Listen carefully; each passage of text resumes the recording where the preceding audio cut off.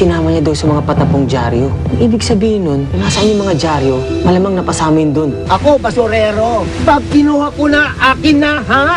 Sige, ulit kayo dito. Papatubos natin sa mga bata ang aso.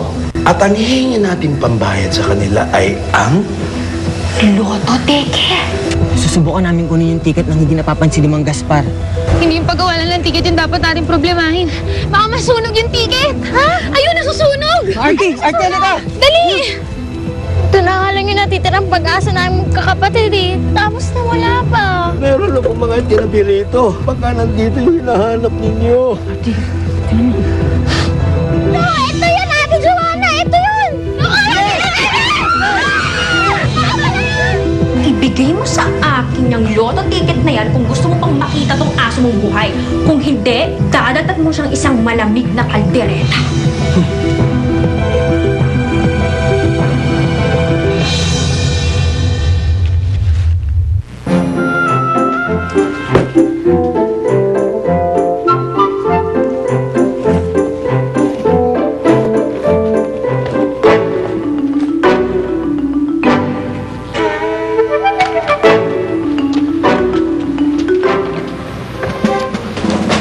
Hoy!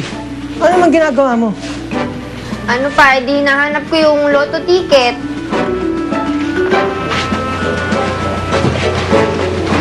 Hindi na kailangan, Mingming. Nahanap na namin.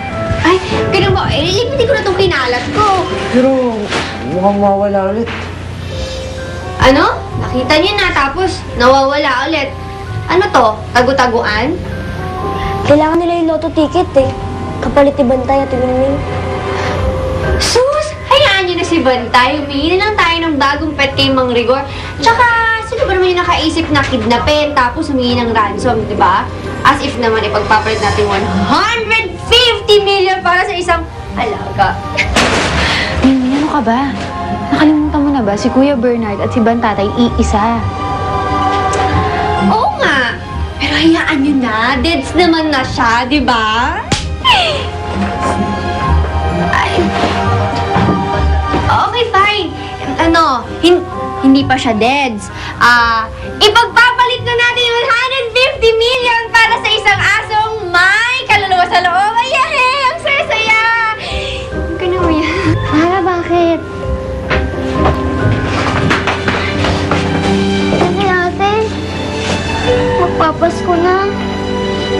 Gusto ko lang naman maging masaya tayo sa Pasko. Kahit Pasko lang. Sara, huwag ka mag-alala. Babawiin natin si tatay kahit anong mangyari.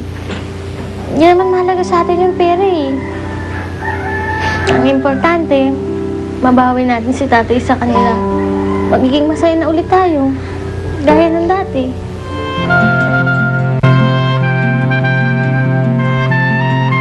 Naalala ko noon, kapag magpapasko na, maglalagay tayo ng decorations at mga medyas kasama sina nanay at tatay.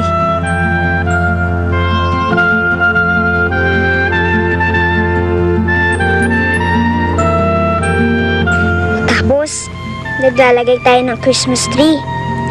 At bubuhatin pa ako ni tatay para malagay ko yung star.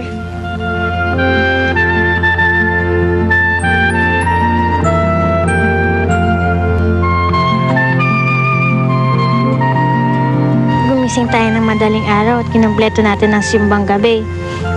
Kasi sabi ni nanay kapag nakumpleto daw natin ang lahat ng araw, pwede tayong mag-wish. Isa na naman ang hiling ko ngayong Pasko eh. Ang mabuo ulit yung pamilya natin. Buuin na natin si Bantay, ate.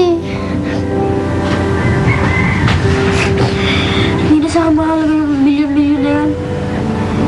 Kaya pa naman natin hindi umaman, di ba? Tsaka, basta turo ni tatay. Sariling sikap lang. Mukhang nakapag-issue na kayo. Kontra sa desisyon nyo. Pero bago kayo pumayag, kailangan nyo muna siguraduhin na hawak nila si Bantay. Baka mamaya, maloko na naman kayo. Tama! Ang halangan nyo ay proof of life. Proof of life o proof of life? Ganun din yun.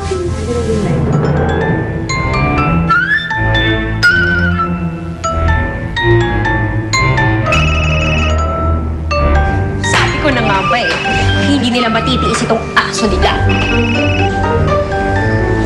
Hello there, my dear nephew. Baka niso ang ibig niyong sabihin.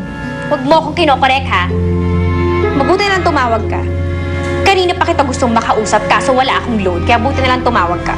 Bago po kami sumunod sa gusto niyo, gusto namin makasiguro kung nandyan talaga si Bantay. Gusto po namin siyang marinig. Ayan. Niloloko niyo pala kami! Di kung ganyan din lang, hindi kami susunod sa gusto niyo. Teka, sandali. Masyado ka namang impatient. Dali. Dali. Ito na si Bantay. Oh!